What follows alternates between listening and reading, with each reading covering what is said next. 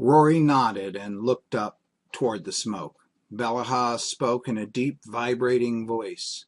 You see the world of sticks and stones and think that's all. You know it's not, but you can't see anything else. Well, you are seeing the world of energy all the time, but your brain refuses to register it. In your life, there is enough to distract you. Plenty of noise and excitement, plus you have the crowd of voices inside your head. Now let's see what you've been missing. Belahah clapped his hands 3 times. The sound filled the kiva and left their ears ringing. With the third clap, the ball of smoke quickly spread across the curved ceiling of the kiva and began to glow more brightly. As Rory watched, he saw that the smoke itself was not glowing, but that inside the ball were light threads, like the ones they had seen on their way here. The sound from the clap made the air vibrate, and the vibrations were growing. Rory felt them in the ground and the wall he was leaning against. As it grew, the threads began to pulse with the sound. The threads aligned themselves, crisscrossing to form a web. It seemed that the web was expanding up and out. Rory knew he should be able to see the ceiling and the light the web was giving off, but he could not. The ceiling had vanished into a vast dome of stars, and beyond them glowing spheres, and through it all spun the web of light. Rory turned to the others to see if they saw the same thing and gasped. They were wrapped in threads of shimmering light that streamed out from their bodies, then up and around the walls and into the web that floated above. Can you move? He asked. Tima looked at him, grinning broadly. Uh-huh. Sure, but look. She waved her hand in front of her body, moving like she was underwater, and if it were water, the air shimmered and moved. From her arms, threads shot out and up the walls. Try it. Rory moved his arm and was amazed to see the same lights coming from his arm and hand. James, who was slowly waving his hand in front of his face, said, I can't understand how... Pecheme, said Belahah sharply to James. Let it rest. Think later. Feel now. Rory looked at Belahah and his mouth dropped open. The old man was hardly recognizable as human. He was shimmering points of light wrapped in glowing threads.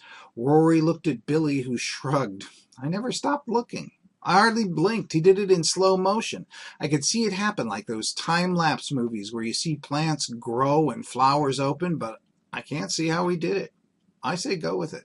Rory nodded. Billy could see through lies, but he could also recognize truth. What about you, Tima? Tima nodded. I agree. It's beautiful. Rory felt his mind set questions aside and like he left them on a shelf. He looked around and saw that the kiva, instead of being the dark place it was when they climbed down, was bright with the pulsing fibers of the web. Belahah said, This is the world of light, the world of energy. It exists even when you are not open to seeing it. Your life is not set up to be aware. Too many distractions. There is another problem in your time. This is the world of energy now, in my time. It's pretty easy to tune into. However, it's not like this in the time when you live. That's the trouble. That is why you are needed. What do you mean? Asked Tima. How can something like this change? The threads you see are the trails of energy that connect certain entities to their source. The entities are called Adima, or weavers of light. He looked at Rory. Guess what they do? Rory said, I see threads coming from you and from all of us. Belahah nodded. I am Adima. All of you are Adima. It is as much a part of you as the color of your hair. Actually, more a part of you. James couldn't help it. He blurted out, I see threads from your rattle and your drum and your... I know. I use the word entity because light weavers take many forms. Some are living, some are not. Trees, rocks, or things that have been made, like my rattle, can be Adima. They all create, and when they create, they weave the web of light. You will learn more later. Now I want to show you what things look like in your time. Belahah began a slow chant, shaking his rattle at the box. As they watched, the threads moved in the sky as if waving in a breeze. However, the stars behind the threads moved like fast-motion movies of the sun rising and setting.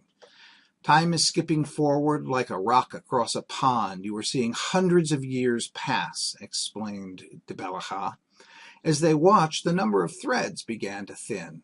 Where the sky was once glowing with the sparkling waves, now there were only a few strands against the blackness.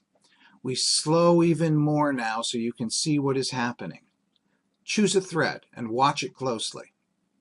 Rory picked a thread to watch. As he did, he saw a black dot appear on it, then several more. As he watched, the thread broke and the end waved randomly. Black dots appeared all over the remaining part of the thread, and soon it disappeared. I saw one dissolve, said Tima, before Rory could speak. It didn't dissolve, said Bellachà. What did you see? Black dots.